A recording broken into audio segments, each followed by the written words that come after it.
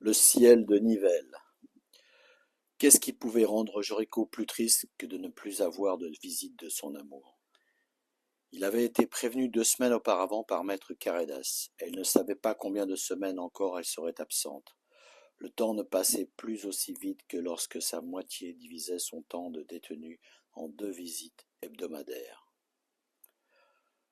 Le temps de la promenade du matin dans la petite cour l'inclinait à lever la tête, à regarder le ciel qu'il ne pouvait jamais regarder entièrement, à aucun moment de son enfermement.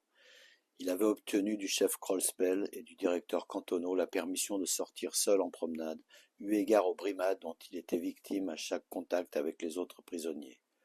Le ciel était trop souvent gris, empreint de la tristesse des ciels du nord. Mais ce jour le ciel ravi riait de belles éclaircies et montrait son bleu généreux. Jericho avait appris dernièrement que l'on attribuait un traité du ciel à Aristote ou à un de ses élèves. On s'intéressait au ciel depuis l'Antiquité, et bien avant, sûrement. Il devait fasciner les hommes préhistoriques. On avait théorisé ou imaginé ce qui constituait le ciel inatteignable et inexplorable, jusqu'à très récemment. Entre peur et incantation, on lui avait attribué tous les mystères, et on en avait fait l'habitat de Dieu. L'ère chrétienne vint ensuite peupler le ciel d'anges et de démons. Tout arrivait toujours par le ciel à cause du ciel. Il était le maître du temps, de la lumière, de la météo, de l'agriculture.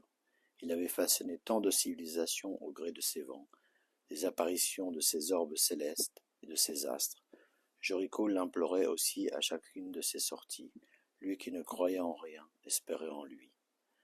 Il se raccrochait au signe du ciel, une étoile propice qui scintillait dans la nuit, une soudaine éclaircie qui brisait les nuages sombres de ses doutes, un souffle de vent hurlant dehors et balayant tout sur son passage, une pluie diluvienne qui laverait dans la cour son honneur et ses fautes. Pour le moment, il comptait sur la philosophie pour l'aider à tenir sur cette terre prisonnière, loin d'un ciel inaccessible. Chaque jour, il se remettait sans barguigner à la tâche qu'il s'était fixée seul dans sa cellule. Ce soir-là, épuisé, le ciel de Nivelles lui inspira un petit poème qu'il écrivit avant de s'endormir, au moment où le ciel baissait en luminosité et que la lune pointait sa face illuminée. Intérieure nuit. Poème Intérieure nuit. Lune, astre pythien, orbe de tristesse immanente, dis-moi la mélancolie. De gros vaisseaux noirs glissent sur ton ciel, bouffés de ton spleen. La bougie qui brille donne de la paix à mon intérieur et du contour aux choses familières. Tant de lumière brille, orgueilleuse sentinelle de nos villes.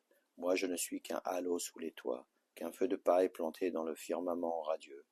Calés dans ce mouvement dur, nous éclate tant de destins lumineux.